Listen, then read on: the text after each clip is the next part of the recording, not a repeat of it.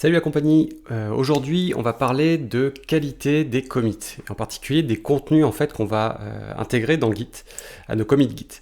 Donc l'objectif ça va être de trouver des moyens d'optimiser ces contenus, ou en l'occurrence de ne pas intégrer des contenus qui seraient inadaptés. Donc je pense que ça vous est déjà probablement arrivé, moi ça m'arrive de temps en temps, à savoir embarquer du log, des marqueurs de conflit suite à une fusion qui s'est mal passée. Voilà, il y a des choses comme ça qui peuvent arriver au sein du code. Et donc notre objectif ici, ça va être de trouver de l'outillage, enfin d'intégrer un outil qui s'appelle Git Pre-Commit Checks et qui va nous permettre de définir des règles d'analyse en fait, simplement, pour pouvoir éventuellement nous remonter l'information sous forme de warning ou d'erreur. C'est-à-dire que on va pouvoir éventuellement demander à ce que soit juste notifié, mais que le commit se continue et soit terminé, ou alors simplement de bloquer la finalisation, la création du commit dès lors qu'il y a des contenus qui sont inadaptés, qui sont détectés au sein de ce qu'on est en train d'embarquer.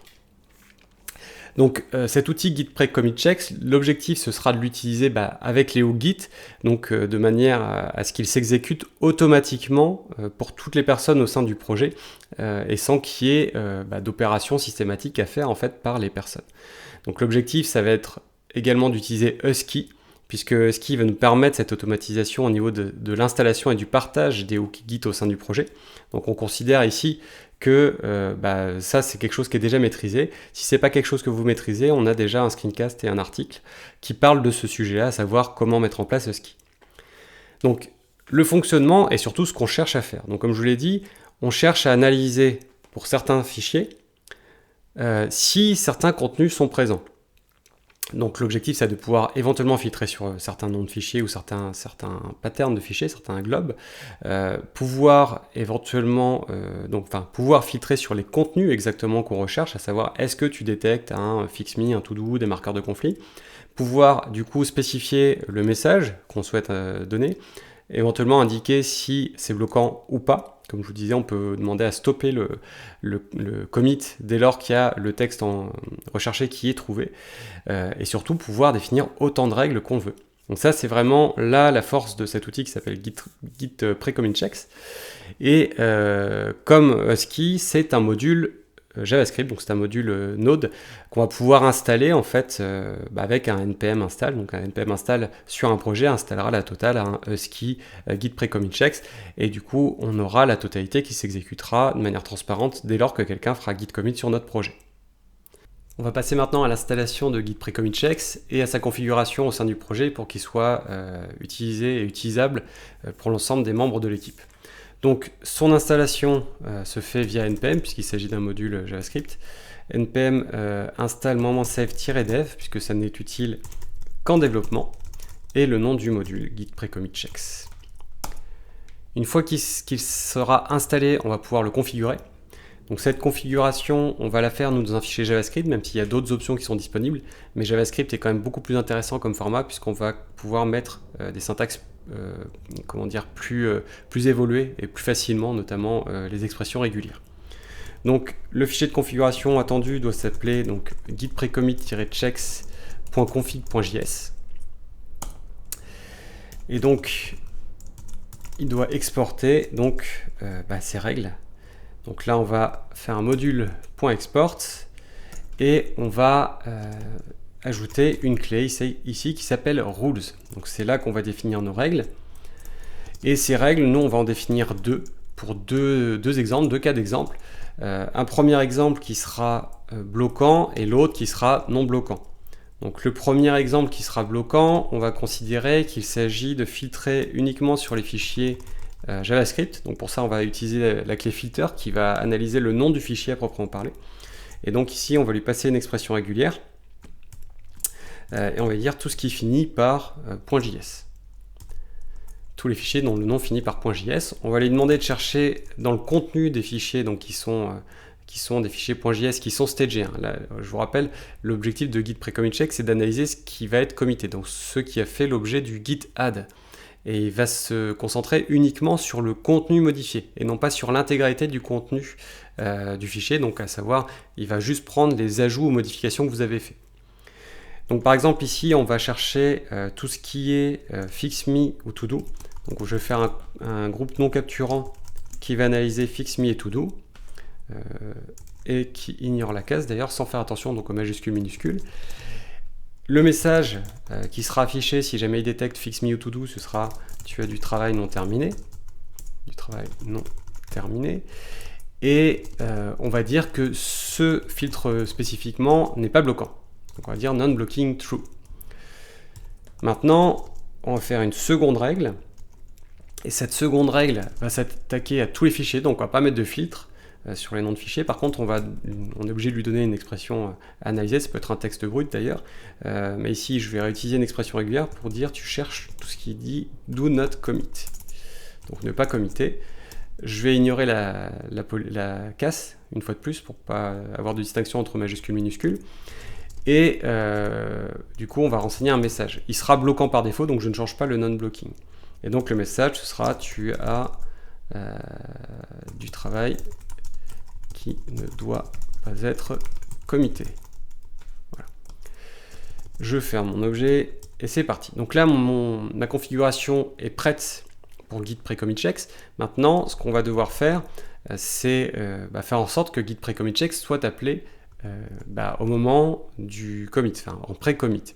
Donc cette fois-ci, on va demander à Husky, un autre utilitaire que je considère que vous avez déjà installé sur votre projet. Si ce n'est pas le cas, on a un autre screencast qui parle de l'installation et de la mise en œuvre de Husky. Et donc Husky, qui est également un module JS, va nous permettre donc de faire un npx husky add .husky. Donc ça, c'est le répertoire qui contient les hooks. Et donc nous, c'est le pré-commit qui nous intéresse. Et dans ce pré-commit, on va lui demander d'appeler, donc de rajouter un appel à npx -no install, puisqu'on a déjà installé le module sur notre projet, donc de git pre-commit checks. Voilà. Et donc à partir de là, nous avons le fichier .husky pré-commit qui est renseigné et qui s'exécutera donc au moment du coup des commits.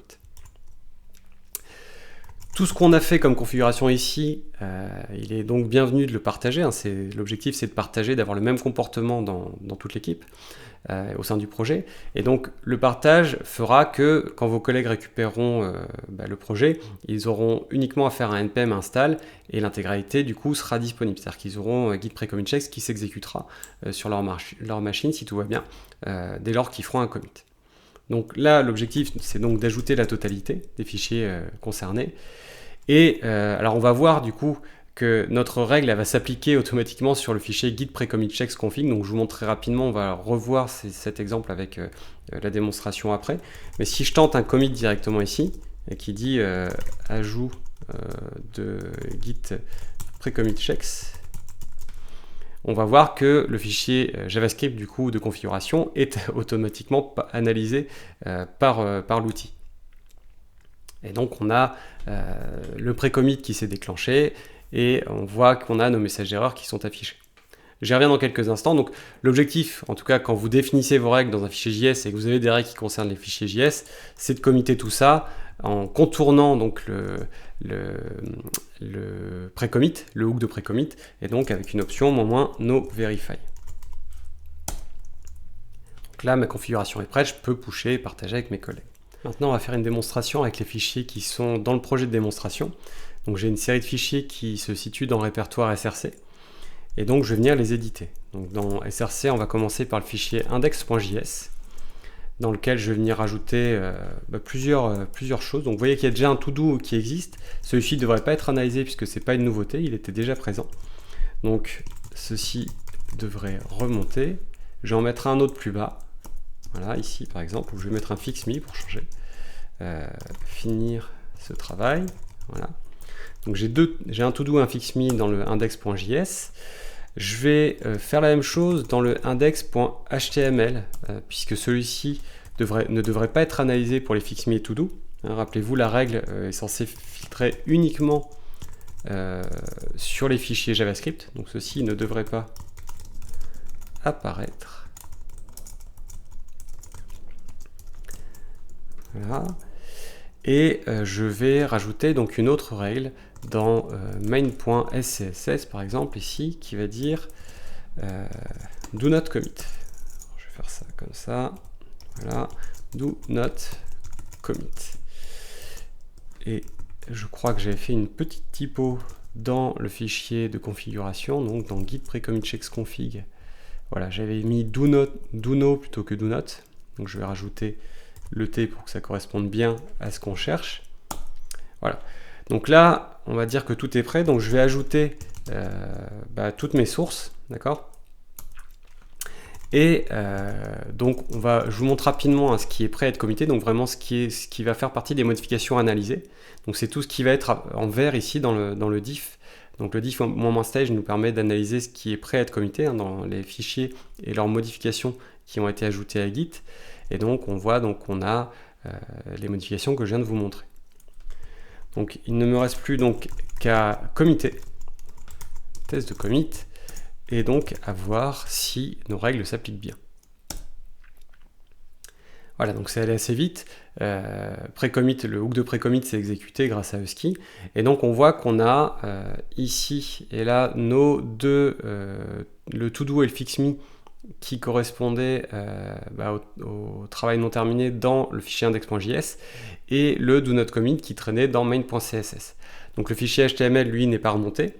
Et donc voilà, on a vraiment le résultat qu'on attendait. Et comme la dernière règle était bloquante, à ce moment-là, le commit a été stoppé. Notez également l'utilisation des 2 points numéro de ligne en fait dans les messages qui sont remontés. Ça va vous permettre dans des éditeurs comme VS Code par exemple, si vous avez le terminal de l'éditeur qui est ouvert, vous pourrez faire du contrôle-clic sur la ligne ici et ça ouvrira directement le fichier sur la ligne concernée. Donc ça c'est assez pratique. Donc je vais aller au bout de mon exemple juste pour vous montrer du coup que lorsqu'on est seulement en non bloquant, ça ne gêne pas le commit. On a l'information mais on n'a pas le commit de bloquer. Donc je vais rééditer mon src main.css et je vais retirer cette ligne pour voir du coup, et je vais rajouter, n'oubliez pas de rajouter puisque sinon la modification est toujours dans le stage.